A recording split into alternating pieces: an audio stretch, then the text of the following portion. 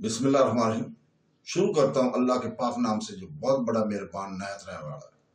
दोस्तों, बहनों, भाइयों, बुजुर्गों, अस्सलाम वालेकुम वरहमतुल्लाहि वबरकातुहू।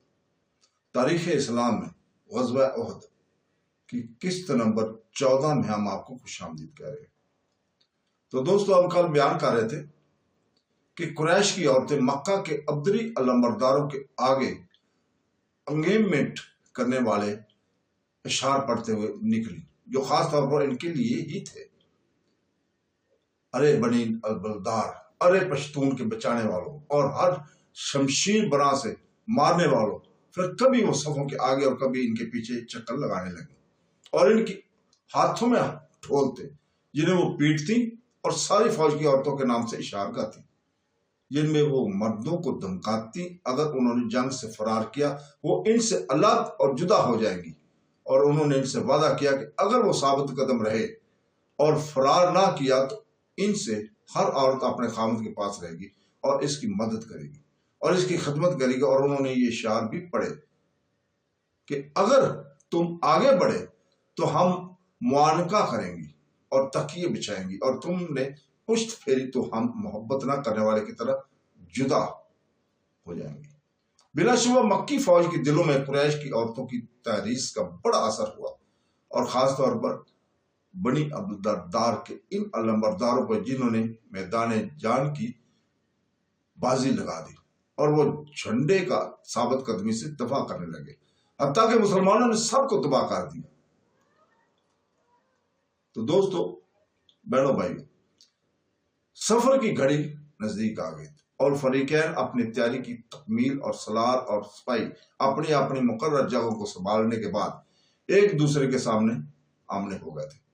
मुशरिकीन के 3000 सवारों और बहादुरों की कमान जाहिलियत की नाबूद कर रही थी और बदला लेने की रग़बत इन्हें जबरदस्त तैयारी और बेहतरीन हथियार बंदी पर आमादा कर रही थी। और वो 700 मुसलमानों का सामना कर रहे थे, जिन्हें रग़बत मार्का राय खुदा में शहादत पाने वाला और खुदा का बोलबाला करने के लिए, फतह हासिल करने के लिए ला रही थी। और वो अपने मुखालिफिन के ऊपर कुव्वत ईमानी का असला और ठोस और सच्चे अकीदा के सामान के अलावा कोई बर्तरी ना रखते थे। और ये कितना बड़ा हथियार और कितना शानदार सामान था। हर फरीक अपने जवानों को सब्र और सबात की तरगीब देने लगा, और रसूल पाक सल्लल्लाहु अलैहि वसल्लम ने तैयारी के वक्त अपनी फौज को खिताब किया और अपने अहकाम सादर फरमाया कि इस्लामी फौज दफा की पोजीशन में रहे, हत्ता कि इसने अपने आप से खास अहकाम हासिल की। आपने फरमाया, तुम में से कोई शख्स उस वक्त तक जंग ना करे जब तक हम उसे जंग का हुक्म ना दें। और बनु अब्दुल्दार ने सफों के आगे मुशरिकीन का झंडा गाड़ दिया, और अबू तलता अल बदरी के 2 बेटों ने इसका घेराव कर लिया। और इनका शायर कहता है, अलंबरदारों पर वाजिब है कि नेजा खून से जमीन रंगीन हो जाए या टूट जाए। तैयारी की तकमील के बाद दोनों फौजें करीब आ गई और जज्बात जोशे जन हो गए, और जज्बात के दरमियान दिल धड़कने लगे और आंखें सुर्ख हो गई और रगों में खून का जोश बढ़ गया, और घोड़ों की हनाहट, हथियारों की झनकार के साथ और जवानों की आवाजें और सवारों की चीखें एक दूसरे से मिल गई थी। ओहद के रोज मुशरिकीन हमला की इब्तदा करने वाले थे, और इनकी प्यादा फौज गद्दार अबू आमर राहब उसी की कमान में खड़ी हुई, और सवारों का एक दस्ता अकरमा बिन अबी जहल के कमान में मुसलमानों के बाएं पहलू के खिलाफ इसकी इमदाद कर रहा था। इसका मकसद इस बाजू को तोड़ना और मुसलमानों के पीछे से सरद लगाने के लिए दौरे के अंदर चला जाना था, इनकी सफर में गंजलख पैदा हो जाए। लेकिन रसूल पाक सल्लल्लाहु अलैहि वसल्लम ने मार्का से कबल अपनी फौज के पड़ाव और जबल अल राता माता में इस फौज की अजीम तैयारी के लिए दरे के मदखल के पास जो जगह मुंतखब की, इसने इसको शुक्र मुकम्मल तौर पर बेकार कर दिया था। और ये इस तरह हुआ कि इस हमले को, खुसूसन सवारों के हमले को, पहाड़ से तीर अंदाजों के तीरों के सेल रवा का सामना करना पड़ा, और प्यादों ने हजरत जुबैर और हजरत मकदाद की कमान हमला आवरों का पीछा किया और इनकी सख्त मुकादमत की, जिसने हमला आवरों को वापसी पर मजबूर कर दिया। हमला आवरों को बरगंदाह करने में जैसा कि मुलू मत इन जवानों ने भी मदद की, जिन्होंने जबल ओहद के मुकामात पर पड़ाव किया हुआ था। उन्होंने हमला आवरों को पत्थर मारे اور انہوں نے ان پر بڑی بڑی چٹانیں مسلط کر دی اور انہوں نے ان کی طرف لڑکا دیا. بس انہوں نے ان کے انتظامات میں گنجلک پیدا کر دی اور انہیں دامنے کو سے دور ہونے پر مجبور کر دیا تھا. مکی سواروں نے 3 دفعہ بار بار حملہ کیا لیکن وہ ان سب میں ناکام ہو گئے، اور اس کی وجہ یہ تھی کہ پہاڑ میں تیر انداز الرٹ تھے. اور یہ مارکا کے آغاز کا واقعہ اس کے آخر میں پہاڑ سے تیر اندازوں کی اپنی جگہوں کو چھوڑ دینے کی وجہ سے مکہ کے سواروں کا حملہ کامیاب ہو گیا تھا، جیسا کہ ہم ابھی اس کی تفصیل بیان کریں گے.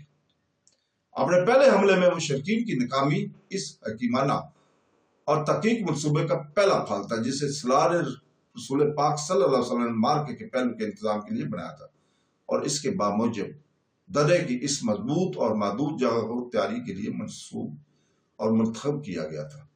اور اگر رسول پاک صلی اللہ علیہ وسلم درے کی اس بلند جگہ کو جو 3 جہالت سے جبل احد کی بلند چوٹی سے گھری ہوئی تھی انتخاب نہ کرتے تو مشرکین کے سوار پیچھے سے ضرب لگانے اور مکی فوج کے اگلے حصے کے مقابلے سے غافل کرنے کے لیے سرحد سے اسلامی فوج کے پچھلے حصے میں گھس جاتے. سواروں کے حملے کی ناکامی اور مسلمانوں کے سخت مقاومت کے سامنے ابو عامر راہب کی پسپائی کے بعد صورتحال سنگین ہو گئی تھی. پھر تنور گرم ہو گیا اور فریقین کے سالاروں نے عام حملے کے احکام جاری کر دیے اور دونوں فوجیں باہم ٹکرا گئی تھی.